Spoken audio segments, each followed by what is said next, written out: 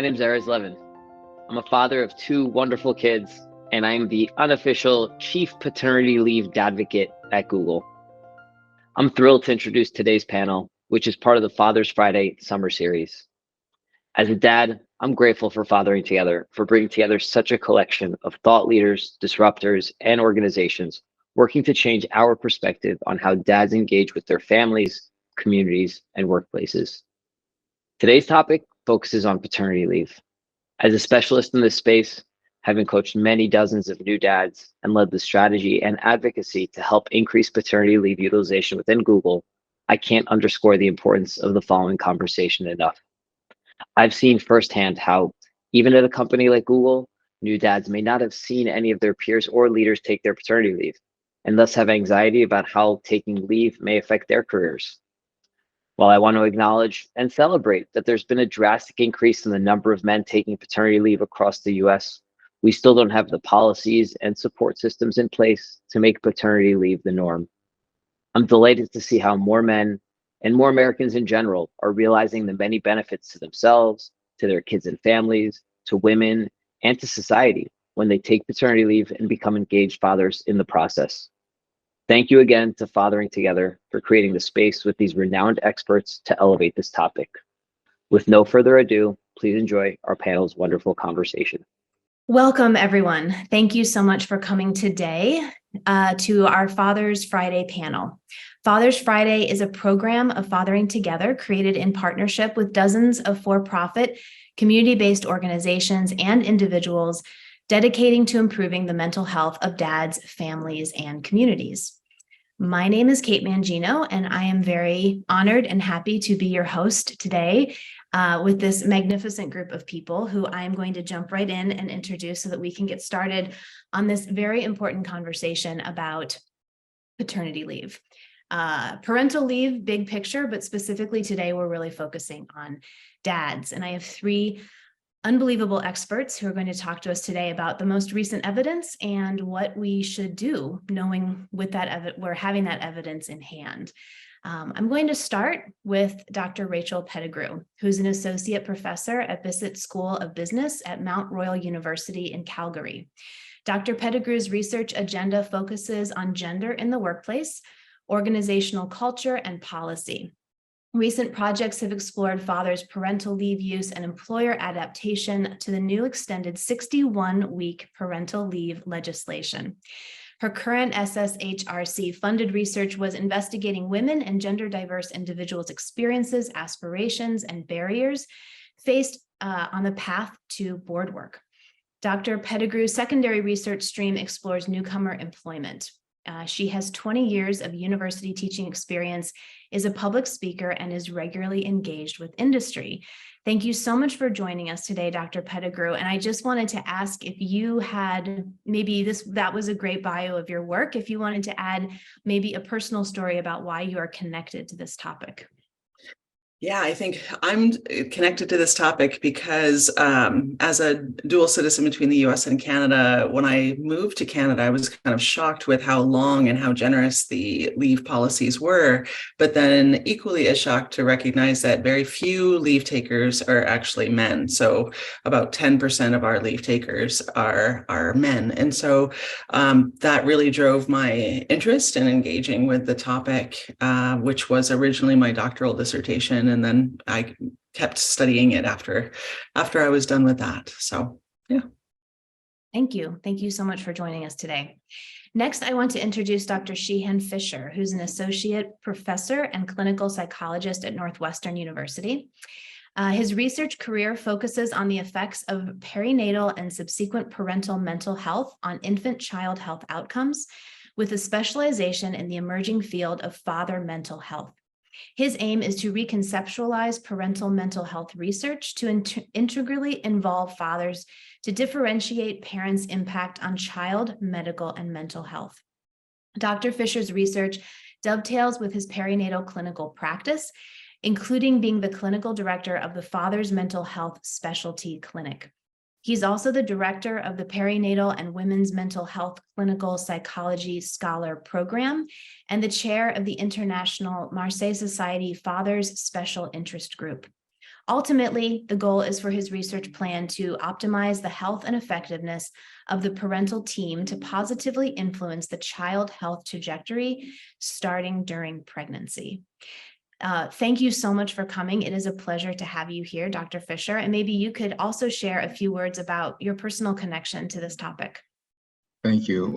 So as a perinatal clinical psychologist, I focus a lot on family mental health and the factors that influence it. And some of my concerns is about policies that have an impact on family health, and also about how gender and how society and our culture uses gender in ways that create policies that have a negative impact. And I think both moms and dads are impacted in different ways, but specifically around parental leave and our culture within at least the United States around it, it is not very accessible, but also has gender differentials of access, and which is of grave concern.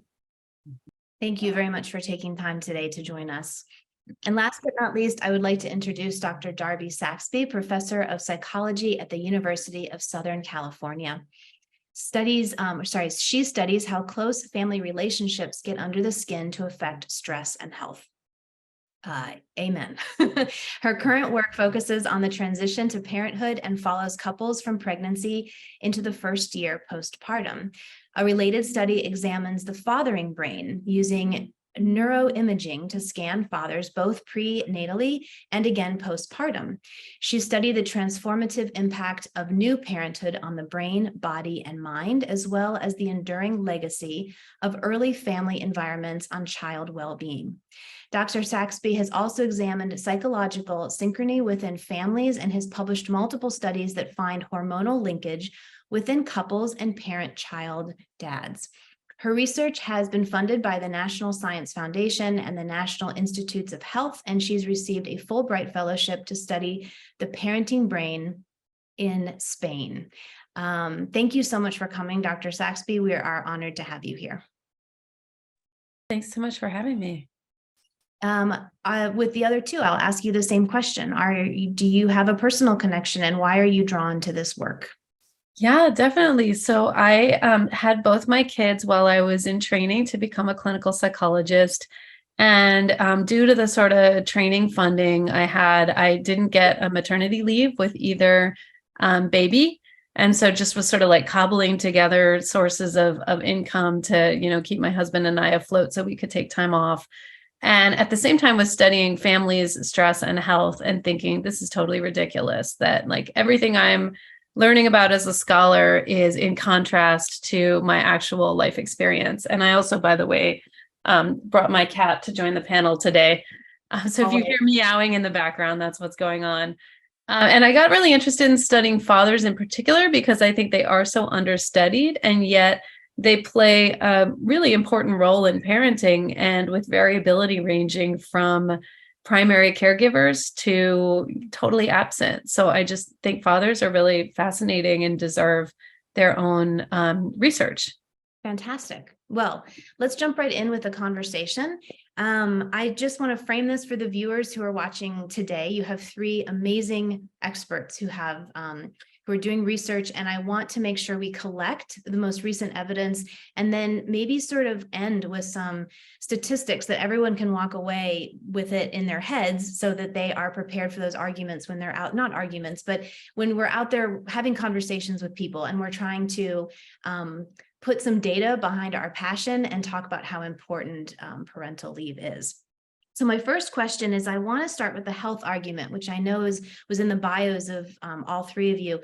What is the benefit to the dad? We'll start with the dad. What is the benefit to the dad in a health? It could be mental health, physical health. Why is parental leave beneficial for fathers? Dr. Fisher, maybe I should start with you with that question. Okay. Well, for one, fathers are trying to adjust to having a child. Because men cannot biologically hold a child, like to actually carry the child, their attachment and their ability to engage is a little bit different, and it starts a little bit later, even though there are things that can be done to start it earlier. For the most part, their biggest experience is once the baby's born. But unfortunately, without leave, then they have to go right back to work, and that doesn't give them a chance to even adjust mentally to this transition, this role transition, and this transition within their family. And it highlights the stress that they have to be fixated on making sure that they can financially support their family versus actually have a chance to not only bond, but even understand themselves in relation to the child. So that, amongst other factors, can have a significant stress load on the father that could have an impact on their mental health. I think Dr. Fisher said it really well. I think we underestimate the extent to which the transition to parenthood can be a transformative time across multiple domains, right? It changes our sleep, it changes our relationships, it changes our mental health. And we've increasingly, I think, widened the lens on understanding health sort of beyond just disease versus not disease, to think more about social determinants of health, health behaviors, right? So Dr. Fisher just mentioned sleep. And understanding that relationship quality is also an important driver of health, right? We know that people who say that they're isolated or in poor quality relationships tend to have earlier mortality than people who are in happier relationships. So, sort of putting those pieces together, ways that we can support relationship quality for men will also promote their lifelong health. And when we look at cardiometabolic disease risk, we're often looking at late life. And I think we're kind of missing this critical window to intervene with policy that happens much earlier in the lifespan, not just for women, but also for men. Everything from, having to go back to work too soon means you're going to be a lot more sleep deprived, and, your stress hormones and your body's inflammation are going to reflect that. To, are you building really high quality, nurturing family relationships? Do you have the capacity to do that? And that's very health promoting across decades. So I think from like the micro to the macro, there are just clear connections with physical and mental health for men. I'll jump on there and just look at it from the employer perspective and say, fatherhood is virtually invisible in the workplace in a way that motherhood is not. And there's some benefits for men there because they don't receive that, caregiving penalty that women often receive. But, that when we think about parental leave, for men in the workplace, it's not. For women, it's one question: how long will you be gone? Because we know often, not always, but often it's recovering from physical delivery. But for men, it's two questions, and the first is, are you taking? And then for how long? And it's the are you taking question that can often trigger the commitment flag for the employer. And so you've got this double, it becomes more challenging for men to take. And so you do have that return to work. But from an employer perspective, I always think, man, I would much rather my parent employees be taking time than to be returning to work the day after and then be, fielding 45 phone calls from home or be sleep deprived. It's like, let's create a policy that supports fathers in the same way we support women. And can I just ask one follow-up question? Because I hear this just anecdotally from a lot of fathers, is there something special about infancy? Anything to be gained by spending time with your child in those first, say, 6 or 8 months, as opposed to later on? I hear a lot of fathers say, well, right now my job is to get back to work and bring home money, and then I have the rest of my child's life to bond. So what is it about infancy specifically that we don't want to let go? I mean, to me, one of the biggest factors is about role transition. So psychologically, when you start a role transition, it establishes the norm of how things will exist long term, like your mental framework, your scheme of how you understand your role. So if you start off that role with you having to be absent more, or that your role is just to provide, but not actually be part of the day-to-day caretaking, about the responsibilities, about raising a child, about your equal dynamic with your partner, all those factors about how you understand your role, that's established early. And therefore, if you pick it up later, that you don't have leave, you come in later and try to be more involved, the father already is coming from a standpoint, well, this is not fully my responsibility. Even if we're both working, this is more your job than my job. And just psychologically, that sets a trajectory that we see that gender divide that exists throughout the child's life. Mm-hmm. Yeah, that shared early parental leave in Canada, one of the purposes of it is to, our Canadian policy is very much focused on maintaining connection to the employer for both parents, and while also engaging both parents in early child care. And so it's not, my work hasn't specifically looked at this, but there is amazing research that shows that early engagement, it builds empathy, it builds understanding for the amount of labor that goes into parenting, it builds connection that you can't really get if you start when they're 3, right? So. Mm-hmm. Yeah. And just to echo that, I think we've talked about health benefits to fathers. We actually haven't talked as much about benefits to mothers or partners, but there's some evidence that when dads take leave early on, not only is that valuable for their connection to the family, but it actually, the one study found that the rates of taking depression and anxiety medication postpartum were lower among women whose partners took longer leaves. My lab did a study where we actually found that trajectories of stress and depression from prenatal to postpartum looked more favorable if fathers had access to paid leave. So there's sort of benefit to the whole family system, given how exhausting that transition can be for new moms as well as for dads. Yeah, and the marital outcomes as well. Right. There's research Like divorce rates. Yeah. Yeah. And do you think that it matters for the 3 of you, if, for people who might be expecting of their first baby and they're making plans, does it matter if it's staggered, the leave, or if it's together? Are there benefits to dads when they are the only one at home taking care of a baby? Is it, as opposed to we're doing this together? What are your thoughts on staggered leave versus joint leave? Dr. Sheehan? I think both have their benefits and costs. I think that having it together creates an opportunity for cohesion, that we learn how to work together as a team, and optimizing the chance for it to be about equality and managing it. So that is great. But also I've seen, at least clinically, that when it's staggered and if the father's alone with the kid and then the mother is separately, the father gets the understanding of what is it like to be fully responsible for a child on your own, and has a little more empathy for the experience of the mom at a different stage. We partially have to have this conversation because usually both can't really get the leave, and or leave is so brief in our country that it's not, staggering is required to kind of hopefully offset some of the childcare costs and other things. But optimally, I think it would be nice if both could have leave if it was extended, but there is a learning that does occur when it's separate. Yeah, and I think the Canadian policy is they've just extended it to maternity leave is 17 weeks, so recovery from physical for the birthing parent, and then up to 61 weeks that can be shared, taken solely by either parent. The wage replacement drops the longer the leave, but it's, there's some barriers, which is more detailed than is needed here. But, we see when people share, it's wonderful. But when people take it alone, it creates a level of mastery for fathers that may not be there depending on the gender role expectations of the couple. So if someone is sharing and they assume that the mother is the primary caregiver, but they're there as a support to the mom, that's a different experience than being the sole provider for the child.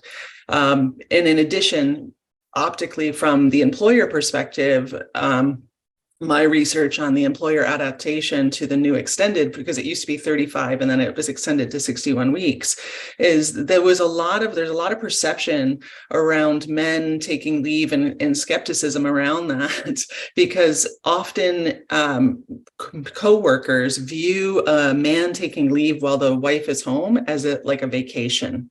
So the co-workers will actually say, in the research that we did, was like, oh, well, if it's fine for him to take leave, but he should be caring for the child. He shouldn't be, if she's home, he shouldn't be taking the leave. So again, it kind of shows everyone's investment in the gender role expectations that they might have. But I did one project on use of parental leave in a male-dominant workforce in a policing organization. Fathers' use of leave in a very masculine culture was seen with a lot of criticism and contempt when they felt like they weren't being primary caregivers in that role. So, Thank And you. if they are a primary caregiver, then it's assumed like what's wrong with the partner. Like the view is there must be something like a inept ability or something or sickness rather than that's just what has been organized by that family. But to add on to that about the work front, I think it's right. Like when I've seen it, when men come back to work like the day after, people applaud. It's like actually encouraged, support it. If you don't, there's a lot of questions that are obviously a little leaning toward the discouraging side, including kind of like the air of, why are you taking it? Are you being on vacation? Or also just how dedicated you are to your actual job. And I think that is, this is why I think it's more about the culture part, because their culture influences, how we handle things on the medicine front, on within corporate world and within policy, that all lean and almost force the family into these gender roles, even if they are trying to oppose them, which makes it hard to accomplish. This is why I like some of the nudge and incentive programs that you see in some Nordic countries. So, maybe there's a certain amount of leave for the whole family that some of it has to be earmarked for dad, or some countries have programs where if dad doesn't take leave, they lose the leave. So I think those are nice because they create this structure that sort of compels fathers to take leave sort of over and above whatever the workplace expectations are, the other cultural expectations. It sort of makes it safe. It gives dads permission to take leave. And there is evidence from those countries that have compared, father health outcomes, infant health outcomes, mother and relationship health outcomes from before and after those kinds of programs have been introduced, finding improvements to egalitarian division of labor, bonding with the infant. So we know there's good evidence when we create that scaffolding around fathers' leave-taking decisions. And when the policy is earmarked for the fathers, it removes that discretion penalty of, are you loyal to the organization? Like one of the challenges we have in Canada is, despite this very long leave, it's often viewed as women's leave and then men can negotiate their way into it. But they when they changed the policy a few years ago, they actually added a 6 to 8 week shared parenting benefit in addition to those 61 weeks. But you have to share the parental leave policy for even a day to get access. And it's like, why would you hinge this on the wife's access to parental leave? Just give dads their own leave. And when it's theirs and it's a use it or lose it policy, like you were referring to, it has a different sense from the employer perspective, right? It doesn't necessarily, it's a right, it's something you have access to, it's your right to take it. And so it doesn't flag the same, like, you must not be invested if you're strong arming your wife out of her leave to take that, right? So it has a different perception. But I absolutely agree with everything you said. And that's a perfect example of where how people, even with best intention, people still views of gender still seeps into how they design things. Yep. But even adding to that, I think it's just even before parents or individuals have kids, is that when people are thinking about hiring, I've heard too many stories about people think, hey, are you going to plan on getting pregnant? Because the idea is, well, if you're going to get pregnant, therefore that's going to cut into our goals and whatnot. And therefore, if it was equal in leave, not that it would fully fix it, but it'll start to address even hiring practices about how it's gender-based and biased, sexist, and how people think about hiring because they think about the woman or the future mom being the person who's going to be taking care of the child. Mm-hmm. Yeah. I can't think that during the conversations. Sorry. Yeah. And then even thinking about to us LGBTQ, understanding that dads come from all types of families, and so in not all families, they're often requiring expanding their family through birth or surrogacy or adoption, and so that plays into different ways in which we see gender role expectations, but also think about who's at home. And so. And then I keep thinking about this could be, one of those situations where policy informs social, because if more people of all genders are taking time off, then maybe we'll stop hearing that, are you going to be on vacation? Because anyone who has stayed home with an infant and cared for an infant knows that is not a time to take a vacation, right? Yeah, that doesn't exist. I want to follow up on something that Dr. Saxby was talking about earlier. You said, okay, the question was about health of the father, and that's great. I think we've talked about that, but there's so many benefits. There's health to the baby, there's health to the mom, or the non-birth parent, there's health to the community. What other evidence do you see that you find compelling to make the case for paternity leave or parental leave broadly? Yeah, I mean, I think often with social policy, we hone in on how much is it going to cost, and we don't always think about the flip side question of how much does it cost to not have this policy. So, thinking about children, infants are our future workforce, right? They're not, obviously, they're more than just our workforce. They're also citizens. They're also human beings. What can we do to promote their development early on? So there's a lot of evidence linking family leave, both maternal and paternal, with, higher breastfeeding rates, reduced stress, more likelihood of taking the child to the doctor, getting inoculations on schedule, child educational attainment, which then of course translates into child occupational attainment, future income, future GDP.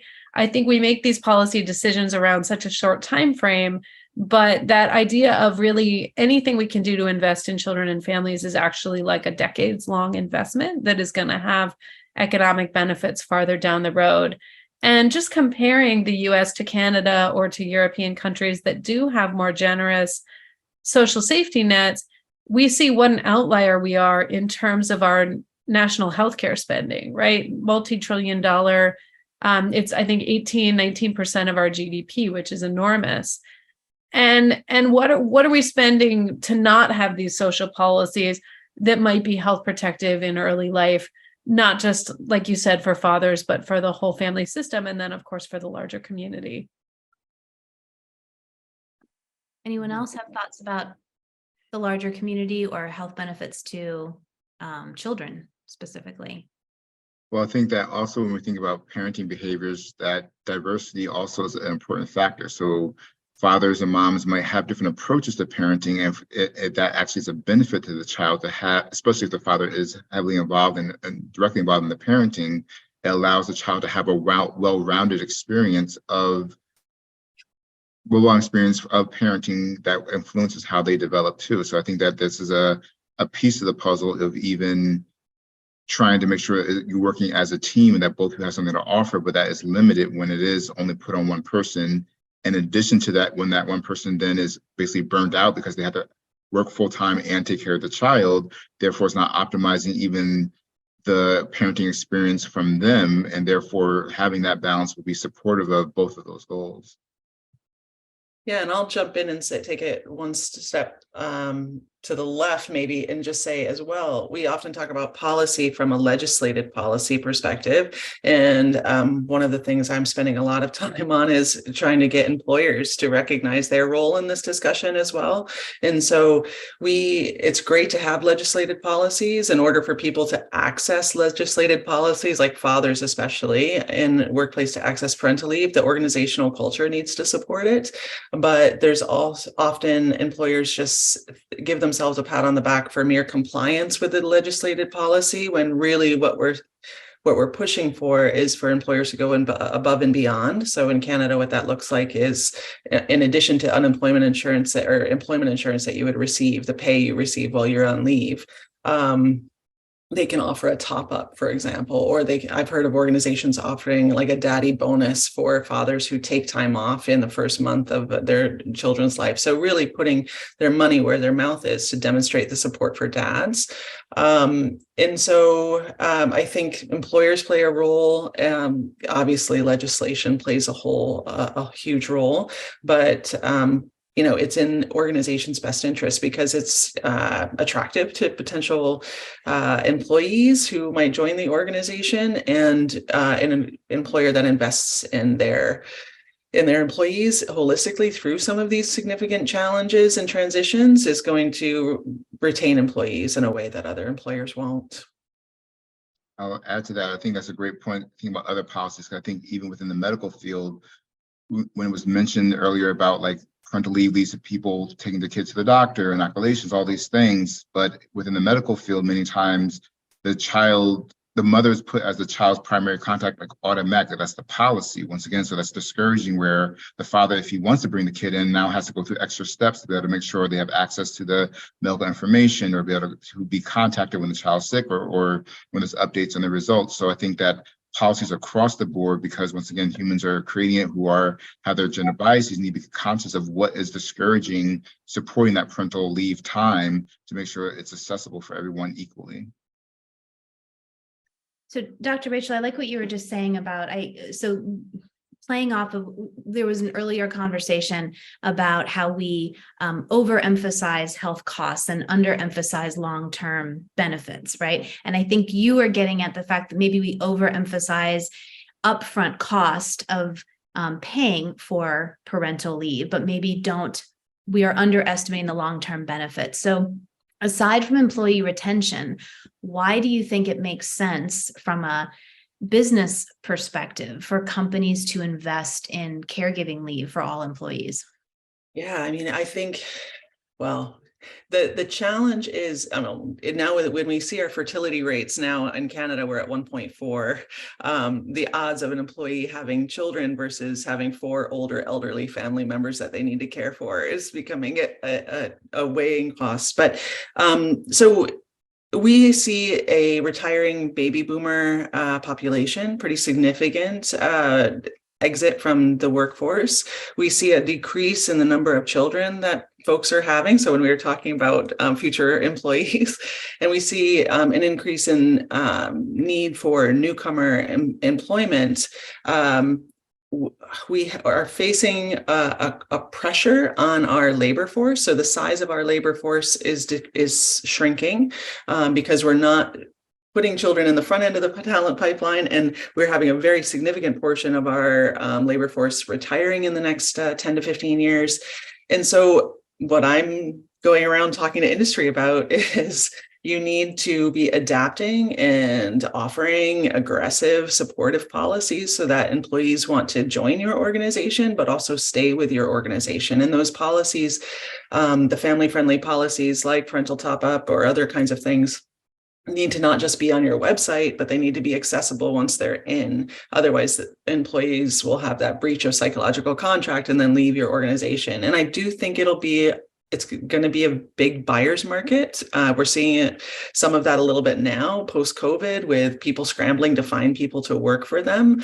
And so employers need to be thinking proactively about how they can support employees holistically. And that's in a really non-gendered way, right? One of the things I'm constantly talking about is just remove gender from your policy around some of these things, because not only do we have gender diverse folks, but we also have people's pathway to parenthood comes in 15 different varieties, right? So, and so I think that retention, being an attractive employer for future employees, but also it goes beyond that to, a broader equity, diversity, and inclusion perspective, and saying a lot of new employees that we're going to be hiring are going to be newcomers to the countries that we live in. And so understanding that the demands for care on different cultures can be very different as well, so even elder care and being primary, the eldest son might have an implication on elder care for some folks versus,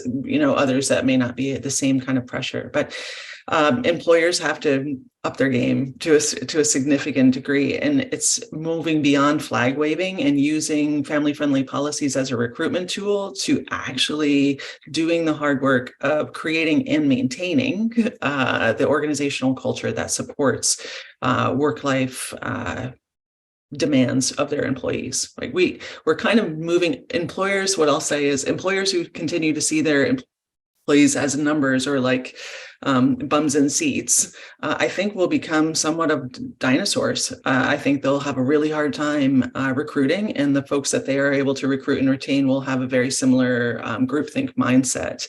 And that's not the mindset that's going to drive innovation and creation in kind of a really competitive market. One thing that's really interesting is when you ask employers, so like in California, they expanded some of the family leave offerings and surveyed employers, and they were generally quite happy. They had better retention, they had better employee satisfaction, greater loyalty. Yet sort of in the abstract, like the Chamber of Commerce often opposes in the US expanded family leave laws, right? So I think there's actually a little bit of a disconnect between what's actually beneficial to employers and what they report is beneficial to them and what they anticipate, or what the larger business community in the US, which has tended to be pretty hostile to family leave, advocates for. So I think that, like, what Rachael does is so valuable, talking directly to employers and actually creating, educating them about some of the benefits, I think is really important. The one other just quick thing I'll mention is I do worry with a more employer focused approach that, and I think this is less the case in Canada where there's a stronger federal policy, but in the US, I worry a little bit that employers of sort of the very top, highest wage earning, most educated employers are going to compete to kind of offer Cadillac benefits. And then you just have this huge class of people who are gig workers, Amazon warehouse workers, occasional workers, who are just completely left out of those policies. And I think we're already seeing that with so many things, around sort of employer derived policy like healthcare in the US. So that's just one thing to think about, is I think if we frame it too much around what are the benefits to employers, we lose a lot of people who aren't stably employed and who it's easy for employers to kind of disregard as not being fundamental to their kind of profit mission. And that's the same in Canada, actually, because about 30, there's no clear number, but the estimates are about 30% of women don't get access to paid, they can access the leave, but they may not be able to access the employment insurance. They both have different requirements. It's very complex. But despite being someone who had both my children during my PhD and studying parental leave, I actually never qualified for maternity or parental leave in Canada because I was considered a contract employee and therefore not paying into the employment insurance system.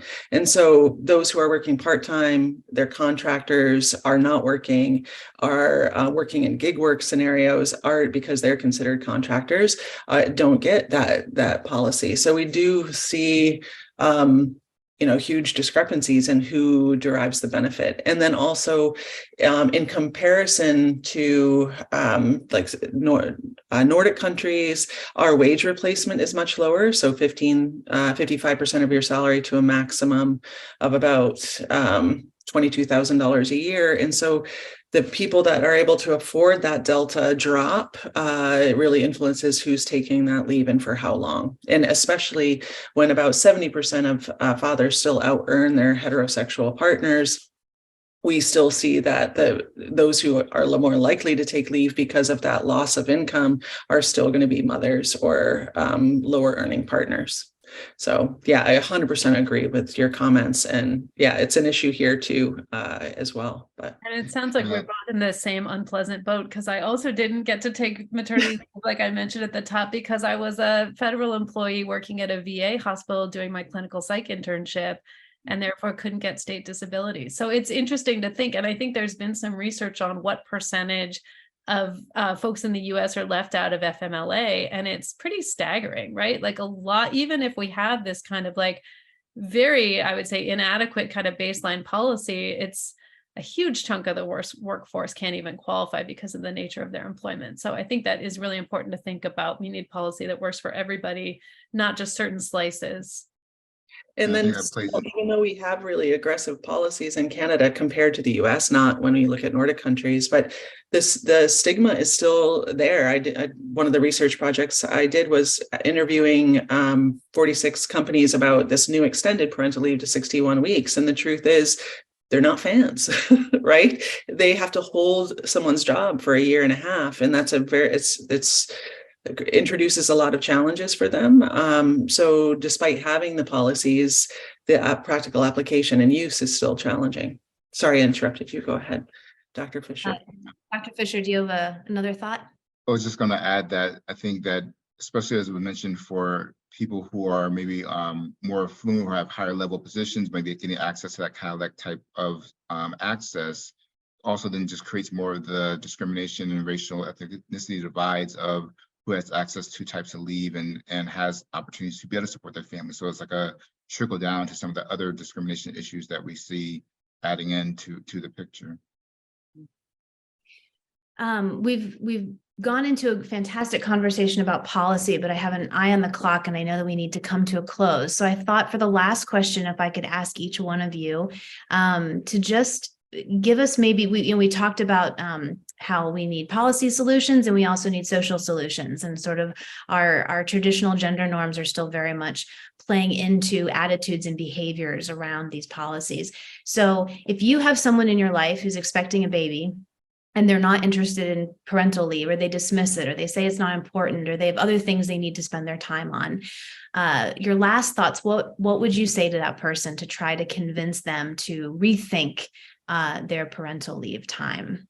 Well, I'll just say, like, first thing I would just evaluate, can they? Because as was kind of discussed, like some families cannot literally afford to be able to do so. But if it's more about their views about their role based on gender or in relation to their partner, then it's honestly, unfortunately, like a bigger conversation. Part of it is just helping them to kind of understand how their gender views and roles are discriminatory against their own person, their partner, the person they say they love, and also then highlighting, if that is not of concern to them, the impact that will have on their child's development, the child's health, and even their own mental health. So trying to help them to figure out where's the buy-in that is in their values, but changing people's gender views is such a longer discussion that it does take more time to be able to work through that, because it is, people are invested into it, like, obviously globally, how they view other people, within gender.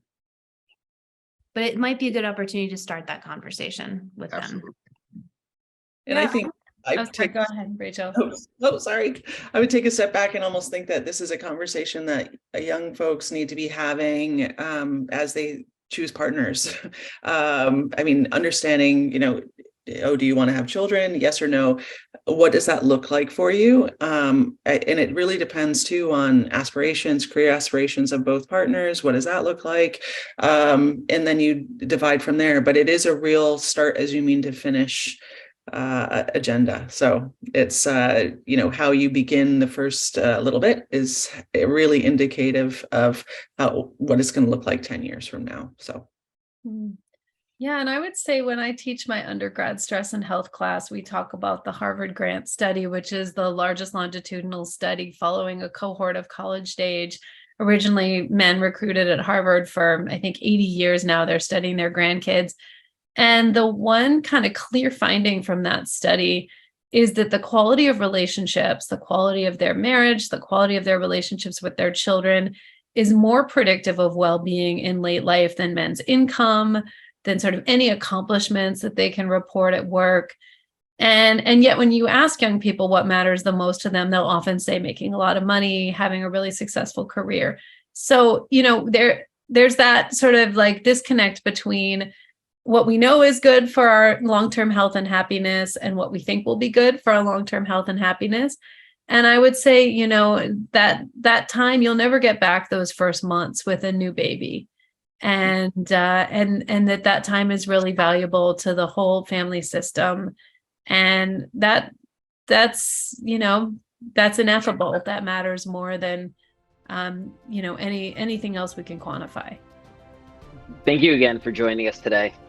The goal of the Father's Friday Summer Series is to provide stories and strategies to empower dads to be emotionally courageous, connected, and committed.